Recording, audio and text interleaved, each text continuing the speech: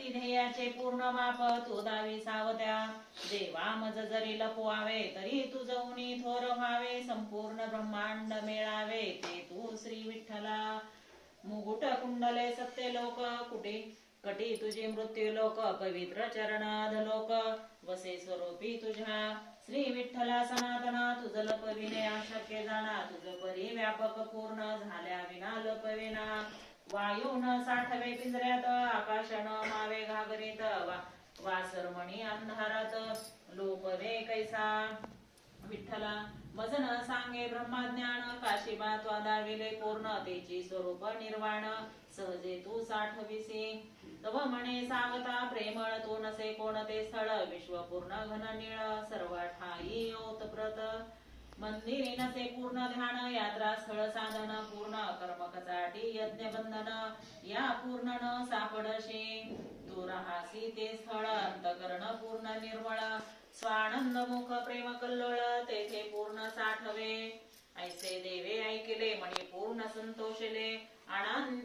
अनादि साधन वहिले दाविल हा साठवणे. ज्ञान खुरपे घेतले करे सहजे पोट मग विदारे. विश्वरूप सामावले अंतरी थोर केली करणे. सगुण सुंदर बाळमूर्ती अंतरी प्रकाशली ज्योती. स्वानंद रस पूर्ण स्थिती प्राप्त झाली संजीवनी. घन सावळी बाळमूर्ती पितांबराची झळके दीप्ती. अगणित महिमा पूर्ण व्याप्ती सगुण मूर्ती तदावी. सगुण मूर्ती दावी. काय दाविलं सगुण मूर्तीला. तर हे विठ्ठलाने सावता महाराजांचा जो संवाद असतो चालू. मग तुम्हाला कसं लपवायचं. आणि तुम्ही एवढे सगळ्या विश्वात आपण राहिलेले आणि तुम्हाला लपवणं शक्य आहे का. ते प्रत्यक्ष परमात्मा त्यांना सांगतात की तू काशीबाला हे सर्व ब्रह्मांड दाखवलंस. त्याच्यामुळं तू कुठं लपवायचं कसं लपवायचं हे तू ठरव. तू मला ब्रह्मज्ञान बाकीचं सांगू नको की कसं लपवू काय लपवू. मला प्रश्न विचारून मला कोड्यात पाडू नको. ते तुला सगळं ज्ञात आहे आणि तुला ज्ञात आहे म्हणूनच तू काशीबाला पूर्ण ब्रह्मांड दाखविलं. म्हणजे विठ्ठलाच्या पांडुरंगाच्या बोलण्याचा उद्देश हा होता की ज्या वेळेला तू सगळं ब्रह्मांड दाखविलंस तुझ्या शिष्याला तेव्हा त्या ब्रह्मांडात मी नव्हतो का. कोण होतो ब्रह्मांडात. याच तर निर्मिती आहे ब्रह्मांड. आणि मग ह्यानं ब्रह्मांड ज्या वेळेला दाखविलं काशीबाला तेव्हा विठ्ठल त्या ब्रह्मांडातच होता की. आणि विठ्ठलाचीच निर्मिती आहे ना हे सगळं जग विश्व असं. आणि तू म्हणतो की माझं मस्तक म्हणजे माझं स्वर्ग आहे. मुख मंडळ म्हणजे स्वर्ग आहे. आणि माझं कटी प्रदेश म्हणजे हे मर्त्य लोक आहे. आणि माझे पाये म्हणजे हे अधो दुनिया म्हणजे खालची दुनिया आहे. ज्याला आपण खालचे नरक अमके तमके बळीराज्य वगैरे म्हणतो. हा खालचा भाग आहे. म्हणजे ह्या विश्वाचे 3 भाग आणि हे सत्य आहे. पांडुरंगाचं जे मुख आहे हा सत्य लोक आहे. आणि पांडुरंगाचा जो कटी प्रदेश आहे हा मधला भाग आहे. हा मर्त्य लोक आहे.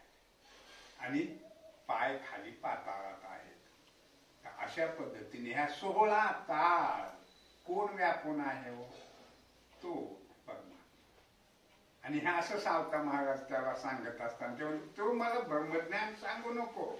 सगळ्या विश्वाचं दर्शन तू घडविला की त्याच्यामुळे तू ठरव की कुठली जागा आहे असं आहे. मग ते म्हणतात तू सर्व ठिकाणी आहे. मग माझ्या हृदयात पण आहेस ना. मग तिथेच बस.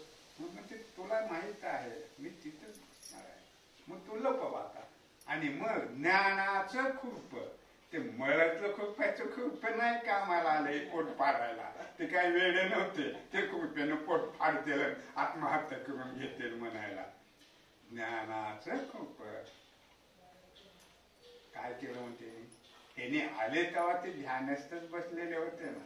आणि इथं त्यांनाच ते पाहत होते. ते पुन्हा ध्यानस्थ झाले आणि हे लोक पावले. कुठे लपले मग पुन्हा त्याच्या हृदयात.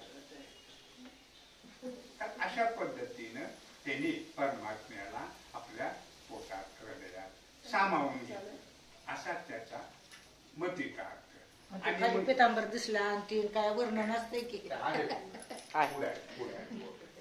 द्या. थोडं खून म्हणून बाहेर नामदेवे केला विचार देव आजी मज झाले दूर आता येतो म्हणून वेळ झाला आजला देव स्वर्गी पाहते कैची झाली अद्भुती ख्याती देव लपले निश्चिती सावत्यांच्या पोटात ज्ञानदेवा नामदेवा न सापडे तो ठाव सोहम स्थिती व आत्मभाव स्वयंमेव विसरले देव विमानी बैसती नारद तुंबर गाणे गाती जय जयकारे थोर ख्याती देव करीती सकळ पाहती चमत्कार देव शोधण्याचा प्रकार यांचे पुण्य फळले सार देव थोर भेटेल अनंत उपाय अनंत साधने अनंत मंत्रे अनंत विधाने परी मोक्षोपाय देव धरणे अंतरी हे श्रेष्ठ कर्म साधने अंतर निर्मल तीर्थयात्रेचे तेची फल ध्यान धारणे विक्षेप सकळ दूर होई प्रमाणे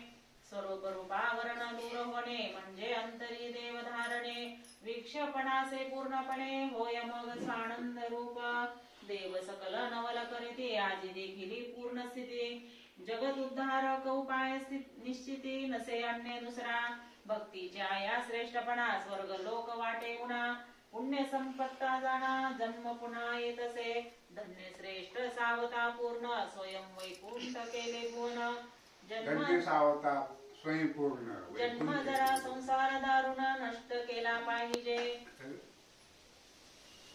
देवभक्तीनं आपलं जे जन्ममरणाचा फेरा असतो तो चुकत असतो आणि आपण जर ह्या मार्गावर राहिलो तर आपण मोक्षाप्रत जात असतो आणि मग ह्याने देव लपवला हृदयात आणि हृदयात देव लपवला की ह्यांचं तेज आणखीन वाढलं. आता ज्याच्या हृदयात प्रत्यक्ष पांडुरंग बसलाय त्याचं किती तेज असेल म्हणजे सूर्य मावळला तरी सुद्धा त्या भागात कधी अंधार पडेल का शक्यच नाही. मग सावता महाराजाच्या हृदयात बसलेले असतात आणि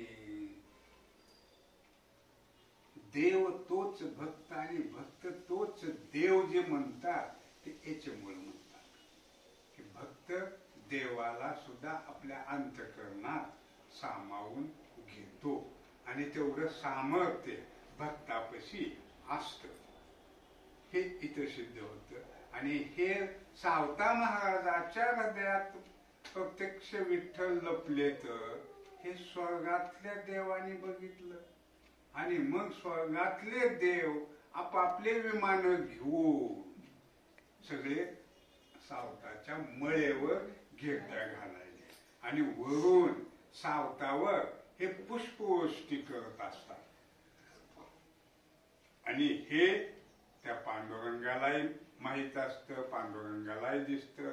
सावता ध्यानस्थ बसलेले असले तरी या बसा त्यांनाही दिसतं फक्त दिसत नाही कोणाला की हे तुमच्या आमच्यासारखे सामान्य जन असतं त्यांना दिसत नाही पण स्वर्गातले देव सुद्धा एकदम आनंद असतात आणि म्हणून पुष्पवृष्टी करतात की काय किमया आहे बघा सावता महाराजाची ह्यांनी प्रत्यक्ष परमात्म्याला आपल्या हृदयात लपवून ठेवला.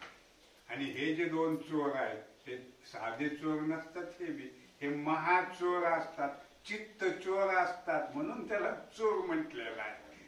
ते काय आपल्या कलियुगातले हे लोक नाहीत बस स्टँडवरून पिशवी उचलून म्हणून त्या चित्त चोराला महाचोर म्हणतात पांडुरंगी आणि म्हणून ह्याच्या चित्तात बसू शकतो म्हणून सावताच्या हृदयात बसतात. आता ते येतात खुडकत शेवटी मळेत फिरत फिरत बघूया काय होतं.